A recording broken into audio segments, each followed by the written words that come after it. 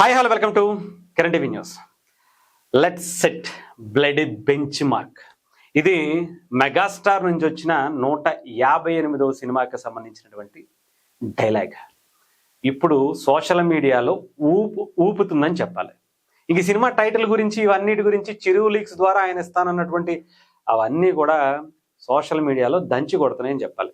ఈ సినిమాకి సంబంధించి 158వ సినిమాకి సంబంధించి నిన్న మనందరికీ తెలుసు పూజా శరణి స్టార్ట్ అయింది. వెంటనే షూటింగ్ కూడా రెగ్యులర్ షూటింగ్ కూడా అంటున్నారు.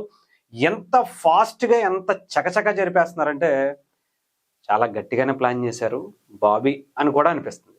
ఒకసారి దానికి సంబంధించి ఒక్కసారి ఒక చిన్న ఏవీ లాంటిది పెట్టారు, అది చూద్దాం. దాంట్లో చాలా విషయాలు ఉన్నాయి, దాని గురించి కూడా మాట్లాడు. రైట్, అసలు బ్యాక్గ్రౌండ్ మ్యూజిక్ నిజంగా ఇది ఇప్పుడు ఇలాంటిదే. అసలు దీంట్లోనే ఎలా ఉంటే రమణ భాయ్ గట్టిగా కొడుతున్నాడు, మామూలుగా కాదు. ప్లాన్ చేసుకోవటమే ఇంకా. బా వైపు చూసారా అసలు ఎలా ఉందో, మామూలుగా లేదు. మ్యూజిక్ మ్యూజిక్ మ్యూజిక్ ఒక్కొక్కరిని ఇంట్రడ్యూస్ చేస్తూ ఎవరెవరు దీంట్లో ఉన్నారు, ఏమేమి వర్క్ చేస్తున్నారు ఒక రేంజ్ లో కనిపిస్తుంది. వామ్మో,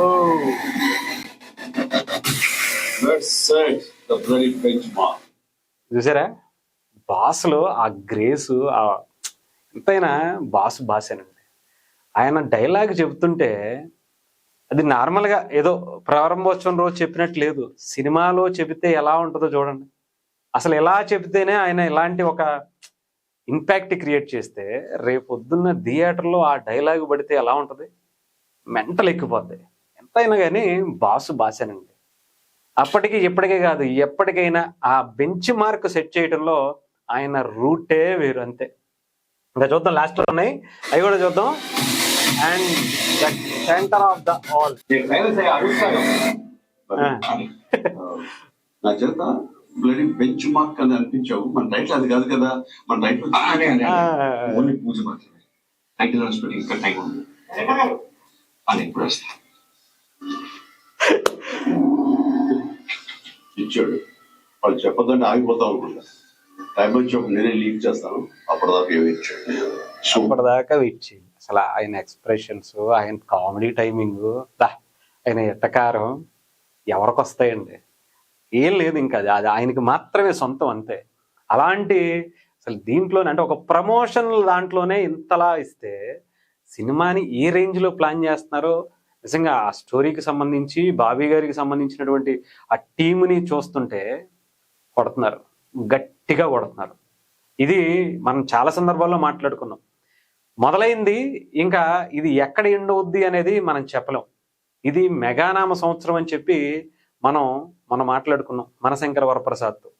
ఆ తర్వాత పెద్ది వస్తుంది, అంతకుముందు ఓజీ వచ్చింది. ఓజీ నుంచి మొదలు పెడితే ఈ దంచి కొట్టుడు, ఈ ఇండస్ట్రీకి సంబంధించినటువంటి రికార్డులు అన్నీ కూడా పాతరేసుకుంటూ కొనసాగింపుగా చాలా ఉండబోతున్నాయి అనేది అయితే అర్థమవుతుంది.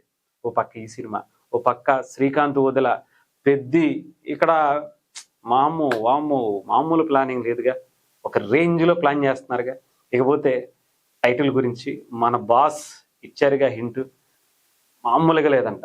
టైటిలే అలా ఉంటే సినిమా ఎలా ఉంటుంది ఇంకా ఆలోచించాల్సిన అవసరం లేదు. ఆ చిరు లీక్స్ కోసం ఈగర్గా వెయిట్ చేస్తున్నాం బాస్, మామూలుగా కాదు.